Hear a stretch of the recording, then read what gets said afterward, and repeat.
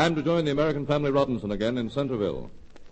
While Editor Luke was putting the finishing touches on his last editorial for the Herald, which he expects to see close its doors forever, Betty and Dick Collins were in conference with David Markham, the town's leading manufacturer. As the charter members of the Save the Herald Society, they are trying to complete the work of that small but enthusiastic organization by getting a loan from Markham to cover the Herald's deficits and carry the paper until it can get on its feet again. In spite of the expert interference of Windy Bill, they managed to tell Mr. Markham of the highly successful circulating drive they had been conducting, in the hope that Markham will look upon the loan as an investment in the Herald's highly promising future. And now, Betty, Dick, and Windy had just come in to see the Robinson home and listened. Dick, are you sure you brought in all the packages? I must have. There couldn't be any more packages left in the world. Oh, there, I knew it. Good heavens, it isn't a cake, is it? Oh, it's my cheese, What? that's what it is. Oh. All over the rug. Dick, my boy, you should have been more careful. Well, you've got a nerve. Why didn't you carry it yourself? Well, I carried the strawberries, didn't I? You can't mix them up with anything else. They'd crush. Oh, for heaven's sake, stop fighting now and help me get it up before Mother comes. How can It'll I? ruin everything. Dear. Can't even move. If I put any of this stuff down, the whole business will fall. Who's there? Oh, it's us, Mother. Come on down. I'll hurry into the kitchen, Dick, and put the stuff down on the table. Quick. right. Wendy, help me up with this stuff. Phew, why did you have to have Limburger cheese? Why, don't scorn Limburger cheese.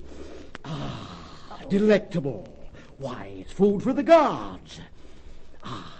Besides, I like it. And besides, what would a party be without Limburger cheese? Very pleasant, I should think. There. The worst of it's up. Now get it out of here before Mother comes. What in the world are you two doing crawling around on the rug? I just lost something. we were looking for it. William Winkle, you've brought home some of that awful stuff again. Awful stuff? Why, I don't know what you mean, Myra. Awful stuff. Limburger cheese, that's what. I've told you before, if you must eat it, you've got to do it in the garage. I won't have it in my house. Go on now, take it out. Help me to open the windows, Betty. Oh, wait, Mother. Let him have his Limburger. Just this once. Everybody gets what he wants tonight. Hey, you don't understand, Myra. This is something special. Yeah, it's only once. We'll never have anything as good to celebrate again. Celebrate? Celebrate what? Myra, it's happened. I was completely victorious. I did it. You did what? William, have you gotten into trouble again? Oh, he didn't do it at all, Mother. Dick and I did it. And it was all we could do to keep him from ruining it. If it had been left to him, there wouldn't be any party at all tonight. Well, that is a gross misstatement. I had a great deal to do with it. Didn't I tell you two what to say? Oh, you... Well, if I hadn't been restrained with violence, I'd have done it all myself in half the time. Well, will you please tell I got me... it all out there, all right, but don't blame me if some of it is squashed. Oh, Mother Robinson. Hello. Have they told you the news? Isn't it great? Well, they've told me nothing, and I think you've all gone off your heads. Oh, but, Mother, we are telling you. Wendy tried to grab all the credit, Dick, after the performance he put on. I expected that. You know, the only thing I don't like about you, Betty, is your uncle. Well, I couldn't help him. He was foist upon me. Is that so? I suppose you think that's funny. Hush, all of you.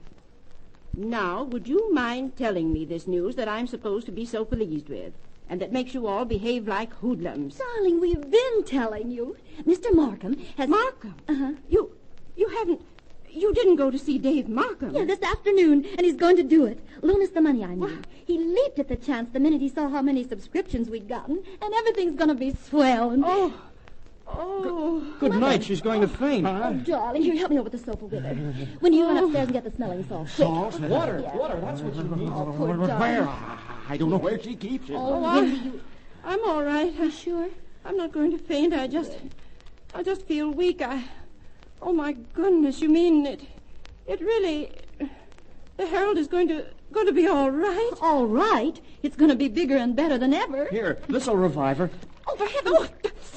Dick, what's the idea of throwing water in my mother's face? Well, it brought her to, didn't it? Poor thing. Do you feel better now, Mother Robinson? Much. I never felt better in my life. Give me your handkerchief, Dick. She's sopping wet. You ought to have better sense than to do it. Oh, it's all right. It was just what I needed to bring me out of the daze. Gee, I'm sorry. I thought you... Yes, dear, it'll take more than that to get you in my bad graces now. Oh, children, let me kiss you. How about me? I was there. I did most of the talking. You mean you took Bill with you to Mr. Markham's office? We didn't take him. He just went. And you should have seen him, Mother. He did most of the talking all right until I muzzled him with Dick's muffler. Me chewed it darn near through, too. It's ruined. And it was a good muffler. William Winkle. I didn't do a thing, Myra, except try to help. Well, I can't really be annoyed even with you. Between you managed to do it, and I can't tell you how Forget it, Myra. It was nothing. A deal like that is just nothing for me. Luke. Oh, we've got to call him up right away and tell him. What were you saying, Bill? Oh, nothing that you'd be interested in, as usual. Oh, I do hope he hasn't left the office. I can't wait till he gets home. Oh, Mother, please wait. We've got a party all fixed. Come on out and look at it. We've practically bought the town out, even if it took almost our last cent. It's going to be a presentation party. Presentation banquet is the term. All right. Such a banquet has never been seen. We're going to put Mr. Markham's check on Daddy's plate, and the subscriptions and advertising contracts in his chair. They're all in his shoebox. And then the feasting and speeches. My goodness. Why, what is all this? Those are the few little packages I had to carry in here at risk of life and limb. The banquet, Mother. Look, everybody's favorites. Steak for Daddy, hot dogs for Bob, chicken all roasted for Dick, and I get... Mushrooms for you, and appropriately enough, Limburger cheese for Wendy. Well, I never in my life saw anything like it. Why, I'll never be able to get it all ready. Oh, you don't have to worry about that. That's what we three are here for. You're to go into the living room and wait for Daddy, and keep him out of the dining room until the feast is spread. Wendy and Dick and I are the chefs tonight. Oh, but children is too much. To tell Luke the paper is saved and then throw all this food at him, it's like mixing Christmas and 4th of July. Never you mind about Daddy. He'll take it in his stride. You watch and see if he doesn't. Now, you run along, Mummy, like a good little girl. All right. The kitchen staff is going to be busy. All Here, right. Wendy. Here, put on this apron. Huh? Yeah. And this one's for you, Dick. Oh, for Pete's Now, sake. no arguments. Here, take off your coat and roll up your sleeves. Wendy, you can start peeling the mushrooms. Well, that's rather a lowly occupation for one of my culinary ability. I'm no mean chef.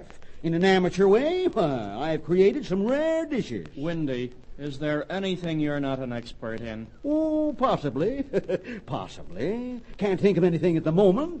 There must be something. Now, you two have got to declare a truce. Now, just for tonight, there'll be no more cracks, no more bickering. This is one night that's not going to be spoiled. It's going to be perfect, beginning when Dad takes a look at that check.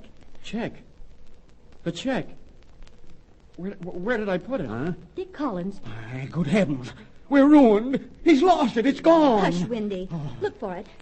Have you tried all your pockets? Yeah. Where'd you put it? I've got to think. He handed it to me. Yeah. I was pretty dazed.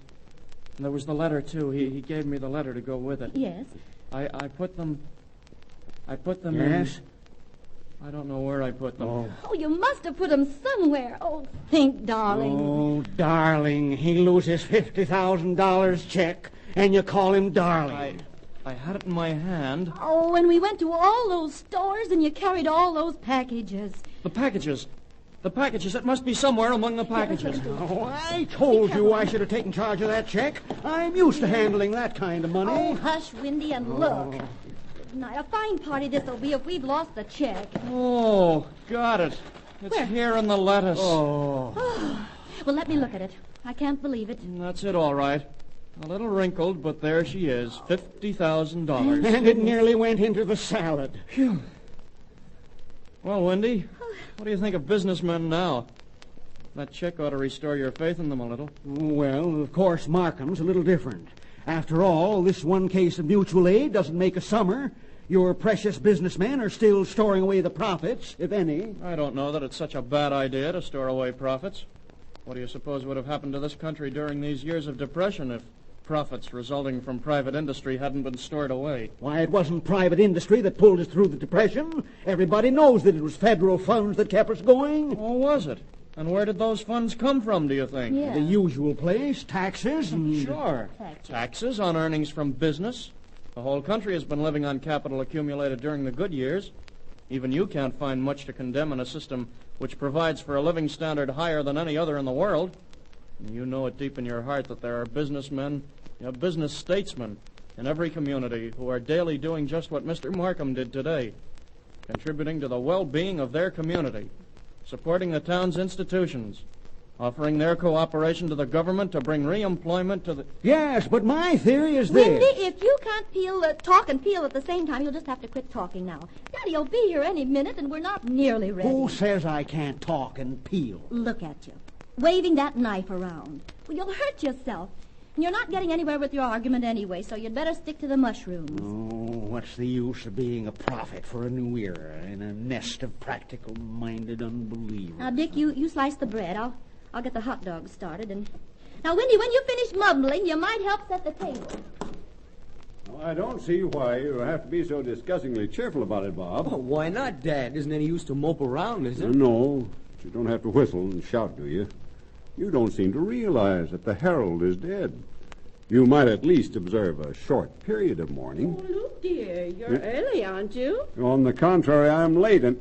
Well, why the best dress? Why the crimped hair? Well, you want me to look nice, don't you? And it isn't crimped. It's waved. Well, I must say this family seems to think that ruin staring them in the face is a cause for rejoicing. But you wouldn't want me to clothe myself in sackcloth and ashes, would you? It wouldn't be at all becoming. Becoming? Be more becoming to the occasion. It's bad enough to have Bob bounding all the way home like an overgrown puppy, but I expected you to show a little more respect for the Herald's decease. You mean I wasn't dignified? You think I acted like a kid in front of Gwendolyn's house? Ah, Gwendolyn. Now, you better get your mind off Gwendolyn, young man, and look for a job. Oh, You don't seem to realize you're going to need one tomorrow. Oh, Luke, let him have his fun. He hasn't long to be young. And remember, you were young. Young once myself. Yeah, but I wasn't light-minded. Oh, well, I suppose I shouldn't complain.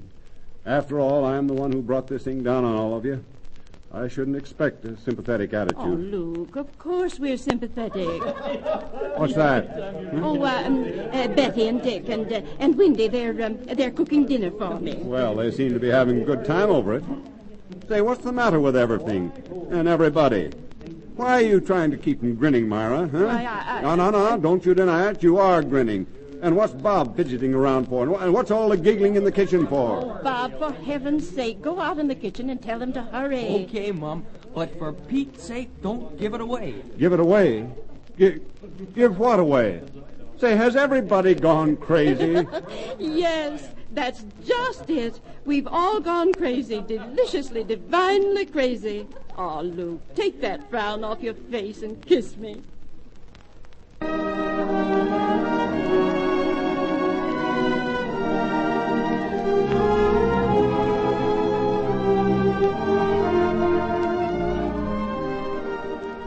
Poor Luke has good reason to doubt his family's sanity. But when the banquet is finally spread, the chances are that our favorite editor will join them. Listen in on our next program and find out what happens when Luke and the Herald get a new lease on life. Until then, goodbye.